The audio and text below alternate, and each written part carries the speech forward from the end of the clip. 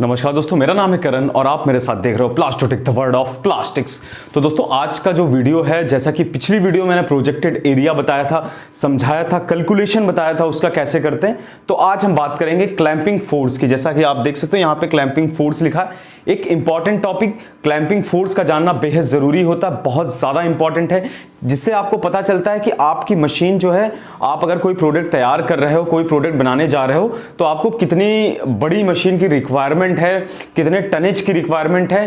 तो क्योंकि clamping force जो होता है वो टनेज ही उसकी यूनिट होती है, तो इसलिए हम उस टनेज को निकालना सीखेंगे, क्लैंपिंग फोर्स का फॉर्मूला सीखेंगे। नए हो पुराने हो चैनल पे सब्सक्राइब कर दीजिएगा, बेल की घंटी दबा दीजिएगा, जुड़ जाइएगा प्लास्टोटेक द वर्ल्ड ऑफ। उसके साथ साथ दोस्तों हमें फेसबुक, इंस्टाग्राम, अगर आप कहीं फॉलो करना चाहते हो तो हर जगह प्लास्टोटेक द वर्ल्ड ऑफ प्लास्टिक्स करके आपको फेसबुक पे हमारा पेज मिल जाएगा, इंस्टाग्राम पे प्लास्टोटेक.in करके मिल जाएगा, वहां फॉलो करना चाहो तो कर सकते हो। चलिए शुरुआत करते हैं।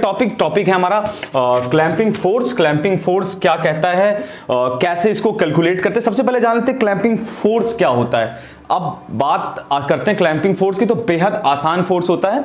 आपकी मशीन देखी होगी आपने, दो यूनिट होती, एक तरफ होता है आपका इंजेक्शन यूनिट, इसको आप इंजेक्शन यूनिट मान लीजिए, और एक ये मोल्ड होता है। मोल्ड किसी न किसी चीज से क्लैंप होता है, चाहे वो टॉगल सिस्टम हो, चाहे वो रैम सिस्टम हो।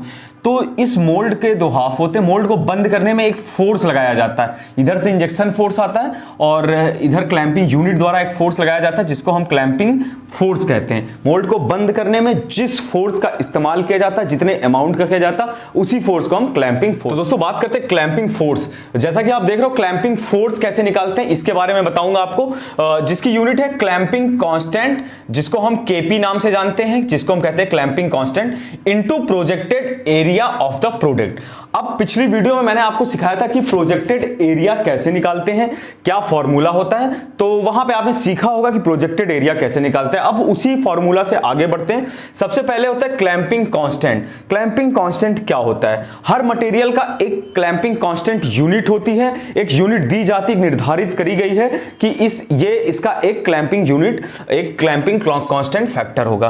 तो जैसा कि हमने लिया यहां पे क्लैंपिंग कांस्टेंट 0.30, तो 0.30 जिसको हम कहते हैं, तो इसकी यूनिट है टन पर स्क्वायर सेंटीमीटर। अब 0.30 जो है ये ABS, अक्राइलो ब्यूटाडाइन स्टाइरिन, जो हमारा ABS मटेरियल होता है, अक्राइलो ब्यूटाडाइन स्टाइरिन, उसका क्लैंपिंग कांस्टेंट होता है 0.30 टन पर स्क्वायर सेंटीमीटर। ऐसे अलग अलग हैं, जैसे कि आप अगर PE का निकाल रहे हो, PP का निकाल रहे हो, तो और PS का निकाल रहे हो, जैसे पॉलीएथिलीन, पॉलीप्रोपिलीन, पॉलीस्टाइरिन, इन तीनों का क्लैंपिंग कांस्टेंट होता है 0.30, और जो ABS का होता है वो 0.30 से लेकर 0.48 तक। तो अभी हमने 0.30 रखा। इसकी जो यूनिट होती, याद रखिए, टन पर स्क्वायर सेंटीमीटर। कितनी होती? टन पर स्क्वायर सेंटीमीटर।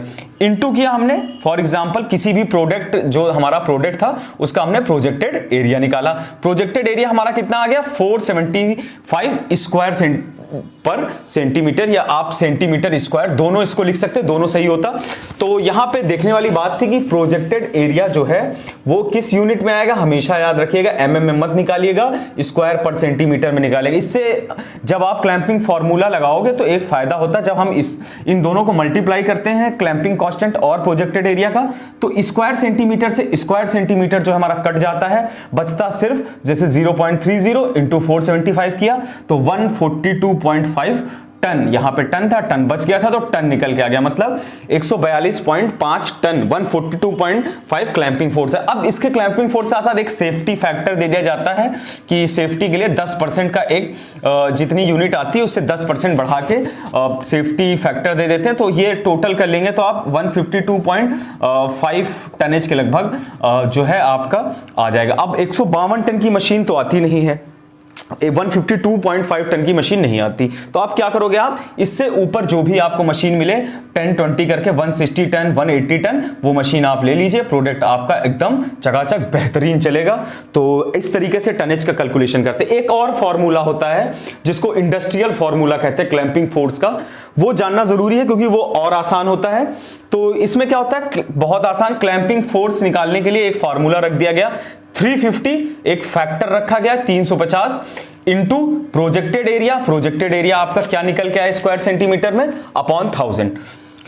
तो ये आपकी यूनिट है। आप सिंपली जब इसको मल्टीप्लाई कर दोगे, जैसे 350 है इनटू प्रोजेक्टेड एरिया आप रख दीजिए।